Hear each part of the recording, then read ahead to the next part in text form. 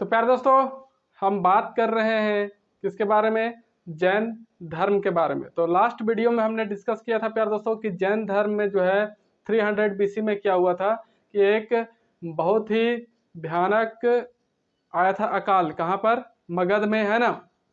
और उसी समय जो दो फेमस जैन धर्म के जो है धर्म प्रचारक अनुयायी हुआ करते थे, एक स्थूलभद्र और भद्रबाहु, है ना।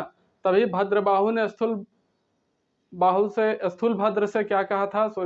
स्थूलभद्र से कहा कि हमें अपने अनुयायियों को, सभी अनुयायियों को लेकर कहाँ चले जाना चाहिए? एक सुरक्षित स्थल पर चले जाना चाहिए, वरना फिर हम सभी क्या हो जाएंगे? मर जाएंगे इस अकाल में। लेकिन भद्रबाहु जो थे, स्थूलभद्र जो थे, उन्होंने ये कहकर मना कर दिया कि मैं महावीर स्वामी के इस पवित्र स्थल कर को छोड़ करके कभी नहीं जाऊंगा, चाहे मेरी मृत्यु ही क्यों ना हो जाए। तो ये बात था प्यारे दोस्तों, और इसी बात को लेकर दोनों के बीच में क्या हो गया?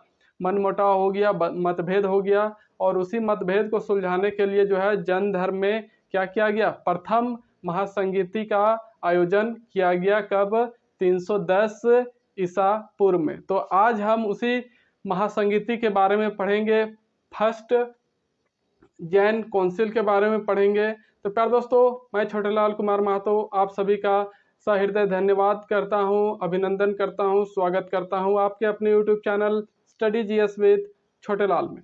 तो चलिए प्यारे दोस्तों, आज हम जैन धर्म के प्रथम महासंगीति के बारे में जो है डिस्कस करते हैं, चर्चा करते हैं। तो बात करेंगे अगर प्यारे दोस्तों फर्स्ट जैन काउंसिल की, है ना। फर्स्ट जैनिज्म काउंसिल की अगर बात करें तो ये हुआ था प्यारे दोस्तों कब? 310 बीसी में। कब? 310 ईसा पूर्व में ये घटना हुई थी, या फिर ये प्रथम महासंगीति का जो है आयोजन किया गया था जैन धर्म में। तो जो स्थान था प्यारे दोस्तों, वो कौन सा स्थान था? पाटलिपुत्र, है ना, मतलब कि पटना, अभी वर्तमान नाम।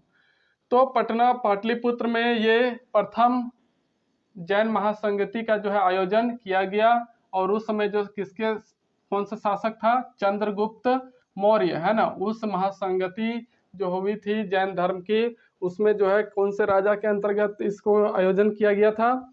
चंद्रगुप्त मौर्य के, है ना, जो मौर्य वंश के राजा हुआ करते थे, है ना। और इस प्रथम जैन महासंगीति का जो अध्यक्ष बनाया गया प्यारे दोस्तों, वो कौन था? स्थूलभद्र, है ना। वही स्थूलभद्र और भद्रबाहु के बीच में क्या हुआ था?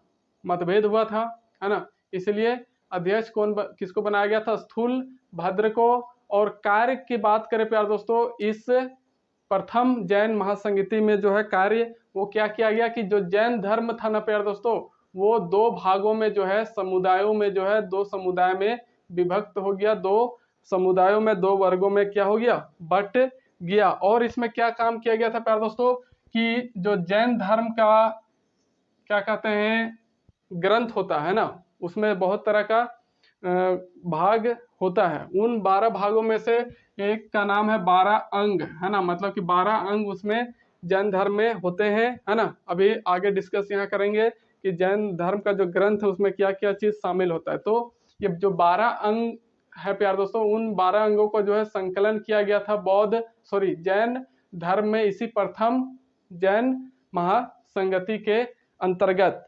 तो हम बात कर रहे प्यारे दोस्तों कि जो मेन काम हुआ था वो क्या हुआ था कि जो जैन धर्म था वो दो समुदाय में बट गया था, विभक्त हो गया था। कौन कौन सा? एक था श्वेतांबर। कौन सा? श्वेतांबर, जिसको तेरापंथी भी कहा जाता था। और एक दिगंबर, है ना, जिसको समैया भी कहा जाता है ना। तो इस तरह से श्वेतांबर और दिगंबर दो समुदायों में जो है जैन धर्म बट गया, विभक्त हो गया। अगर बात करें श्वेतांबर की, है ना, किसकी? श्वेतांबर की। तो जो स्थूलभद्र थे, है ना, स्थूलभद्र जो है अपने अनुयायियों के साथ मथुरा में ही रुक गए, यानी कि मथुरा में ही रहे और वहां से कहीं नहीं गए।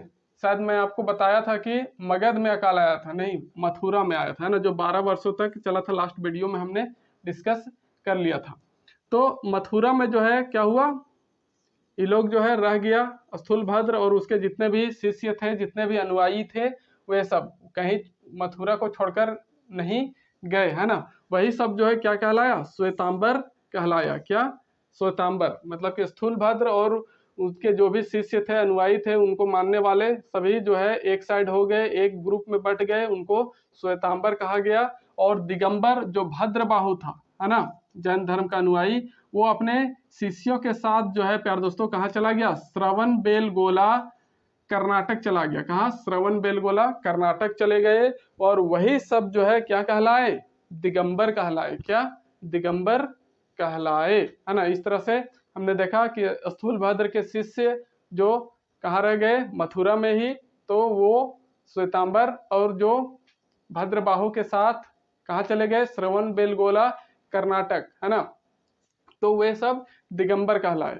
और बात करेंगे प्यार दोस्तों, जो इस प्रथम महासंगीति में एक जो शासक था चंद्रगुप्त मौर्य, जो इसको आयोजन करवा रहा था, तो वो चंद्रगुप्त मौर्य भी जो था प्यार दोस्तों, वो क्या था, भद्रबाहु का ही शिष्य हुआ करता था, है ना। किसका शिष्य हुआ करता था, भद्रबाहु का। इसलिए जो है चंद्रगुप्त मौर्य ने क्या किया, अपना सिंहासन अपने पुत्र बिंदुसार को सौंप कर, है ना, जो बिंदुसार थे उसका पुत्र, किसका, चंद्रगुप्त मौर्य का, है ना, तो उसको सौंप कर जो है भद्रबाहु के साथ कहाँ चले गए, श्रवणबेलगोला चले गए। और श्रवणबेलगोला कर्नाटक में ही जो है प्यार दोस्तों चंद्रगुप्त की जो है मृत्यु होती है। चंद्रगुप्त मौर्य जो था उनका मृत्यु वहीं पर हुआ है। कहाँ, श्रवणबेलगोला कर्नाटक में, है ना। कब, 298 बीसी में। कब, 298 बीसी में। और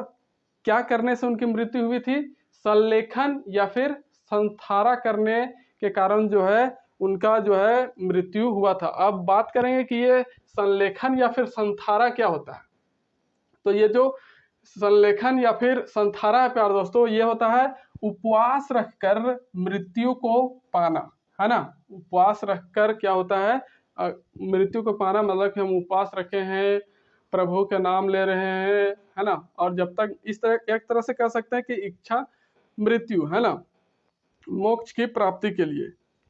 ये जो जैन धर्म में संथारा या फिर संलेखन है, इसे क्या कहा जाता है, उपवास रखकर मृत्यु को पाना। क्योंकि जैन धर्म में कहा गया है कि संथारा करने से किसकी प्राप्ति होती है, मोक्ष की प्राप्ति होती है। किसकी, मोक्ष मिलता है, प्राप्त होता है ना। इसलिए चंद्रगुप्त मौर्य ने भी 298 बीसी में, 298 ईसा पूर्व में क्या किया, संथारा किया, और उनकी इस तरह से मृत्यु हो गई। अब बात करेंगे प्यारे दोस्तों कि ये जो श्वेतांबर और दिगंबर थे, दो समुदाय जैन धर्म में, उनके बीच जो है क्या अंतर हमें देखने को मिलता है, क्या क्या अंतर है। तो अगर श्वेतांबर की बात करें प्यारे दोस्तों, तो श्वेतांबर जो होते हैं वे महावीर स्वामी के शिक्षाओं को ही मानते हैं, और दूसरी कोई शिक्षा को मानेंगे नहीं। सिर्फ जो महावीर स्वामी के द्वारा जो शिक्षा दी गई उसी को जो है फॉलो करते हैं, उन्हीं को जो है मानते हैं। लेकिन जो दिगंबर है ना, जो दिगंबर समुदाय के हैं, वे सिर्फ और सिर्फ भद्रबाहु की शिक्षाओं को जो है मानते हैं, है ना। दिगंबर जो है वो क्या करते हैं, सिर्फ भद्रबाहु के द्वारा जो शिक्षा दी गई थी उसी को मानने का काम करते हैं, महावीर स्वामी के शिक्षाओं को नहीं मानते। और दूसरा अंतर की बात करें प्यार दोस्तों, तो जो श्वेतांबर भिक्षुक होते हैं, है ना, जो सन्यासी होते हैं श्वेतांबर, वे क्या करते हैं, सफेद वस्त्र धारण करते हैं। सफेद वस्त्र क्यों धारण करते हैं, क्योंकि इनके अनुसार, श्वेतांबर भिक्षुक के अनुसार या फिर श्वेतांबर समुदाय के अनुसार ये माना जाता है कि जो महावीर स्वामी थे वे क्या थे, विवाहित थे, है ना। उनके विवाहित होने के मत के कारण ही वे कौन सा वस्त्र धारण करते हैं, सफेद वस्त्र धारण करते हैं। लेकिन दिगंबर जो है ठीक इसके एकदम विपरीत होते हैं। दिगंबर क्या करते हैं, कोई भी वस्त्र धारण नहीं करते हैं, है ना। जो दिगंबर भिक्षुक होते हैं, दिगंबर सन्यासी होते हैं, वे क्या करते हैं, कोई भी वस्त्र धारण नहीं करते। और इनका मानना है कि जो महावीर स्वामी थे वे क्या थे, अविवाहित थे, है ना। इसलिए ये कोई भी वस्त्र धारण नहीं करते हैं। तो इस तरह से हमने देखा श्वेतांबर और पीतांबर के बीच में क्या अंतर है, क्या डिफरेंस है। एक और महत्वपूर्ण अंतर जो है प्यारे दोस्तों होता है वो कौन सा चीज को लेकर है कि जो 19वें तीर्थकार थे जैन धर्म के, कौन से 19वें तीर्थकार जिनका नाम था मल्लीनाथ, क्या मल्लीनाथ। तो मल्लीनाथ जो थे वे श्वेतांबर के अनुसार, है ना, श्वेतांबर समुदाय के अनुसार जो है वे क्या थे, स्त्री थे, है ना। श्वेतांबरों का कहना है कि जो मल्लीनाथ थे वे क्या थे, स्त्री थे। लेकिन दिगंबर जो है ठीक इसके विपरीत मानते हैं कि दिगंबर के अनुसार कि जो मल्लीनाथ थे वे क्या थे, एक पुरुष थे। इस तरह से इन दोनों के बीच में इस तरह से प्रमुख 4 अंतर बताया जाता है। अब बात करेंगे प्यारे दोस्तों सेकेंड जैनिज्म काउंसिल की, द्वितीय जैन महासंगीति की, जो हुआ था कब, 512 ईस्वी में। कब, 512 ईस्वी में। बहुत सारे किताबों में आपको 513 भी देखने को मिलेगा, है ना। बहुत सारे किताबों में लिखा हुआ है 513 ईस्वी भी, लेकिन सही सटीक उचित है 512। तो अगर बात करें प्यारे दोस्तों कि सेकेंड जैनिज्म काउंसिल, द्वितीय जैन महासंगीति की, तो ये कौन से स्थान में हुआ था, वल्लाभी गुजरात में। कहा, वल्लाभी गुजरात में हुआ। और जिसके अध्यक्ष कौन थे, देव क्षमा श्रमण। कौन, क्षमा श्रमण, देव क्षमा श्रमण जो थे इसके अध्यक्ष थे। और इसमें क्या कार्य किया गया प्यारे दोस्तों, द्वितीय जैन महासंगीति में जो कार्य था वो किया गया कि जैन धर्म की जो भी शिक्षा है, जैन धर्म की जो भी शिक्षा है उसको लिपिबद्ध करने का काम किया गया, मतलब कि उसको लिखने का काम किया गया,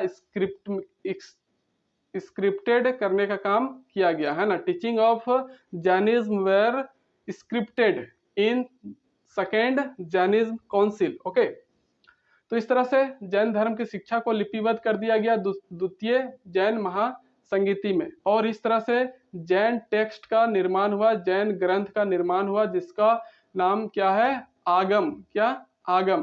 तो जो जैन ग्रंथ है प्यारे दोस्तों आगम, इसमें हमें क्या क्या चीजें देखने को मिलती है, 12 अंग को इसमें शामिल किया गया है, 12 उपांग शामिल किए गए हैं, 10 प्रकीर्ण शामिल किए गए हैं और 6 छेद सूत्र शामिल किए गए हैं, 4 मूल सूत्र शामिल हैं और 10 प्रकीर्ण सूत्र शामिल है और 2 चूली का सूत्र जो है हमें इस जैन टेक्स्ट के अंदर में देखने को मिलता है। इन्हीं सारी चीजों को जो है संकलित करके एक जैन ग्रंथ का निर्माण किया गया जिसका नाम है आगम। ओके, यही जो है 12 अंग सिर्फ प्रथम जैन महासंगीति में जो है संकलित किया गया था, लेकिन इसको स्क्रिप्टेड नहीं किया गया था। और द्वितीय वाले में क्या किया गया, स्क्रिप्टेड लिखने का काम किया गया।